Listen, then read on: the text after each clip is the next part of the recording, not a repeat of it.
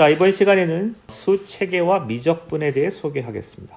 먼저 자연수는 무언가를 세는 과정에서 만들어진 거죠.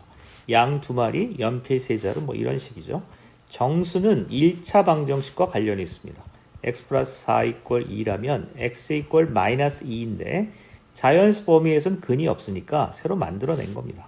유리수는 분배 과정에서 생긴 거죠. 양 한 마리를 잡아서 세 남자가 잡았다면 3분의 1씩 나눠 가져야 되죠. 근데 유리수부터 사정이 좀 복잡해지기 시작합니다. 정수가 도입되면서 숫자를 수직선 위에 생각하기 시작했습니다. 그런데 정수는 이렇게 있죠. 그런데 유리수를 수직선 위에 늘어놓으면 복잡한 일이 생깁니다. 여기가 3분의 1이죠. 여기는 2분의 1이죠.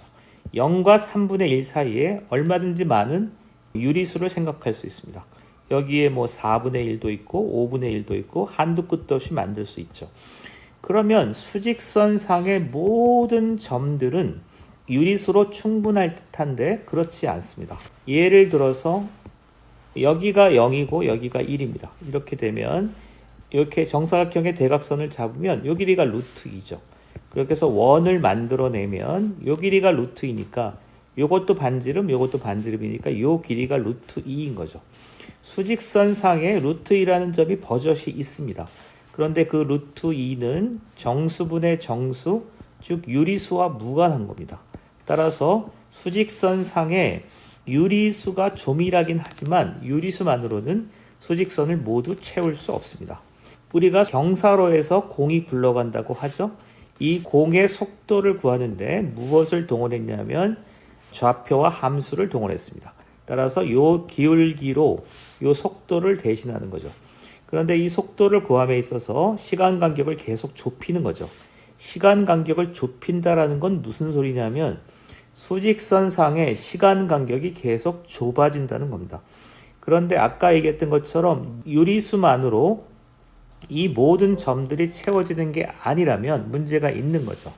그래서 19세기 학자들이 이런 결론을, 이런 정리를 합니다.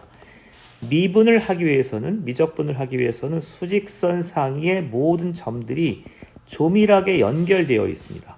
그리고 이 수를 뭐라고 정의하냐면 실수라고 정리하죠. 그런데 현실적으로 수직선 안에 유리수들이 있죠.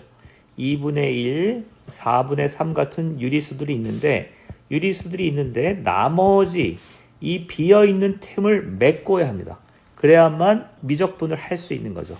이 나머지 수 전체를 그냥 무리수라고 정의한 겁니다. 이게 미적분과 실수 체계 사이의 관계입니다. 이상 마치겠습니다.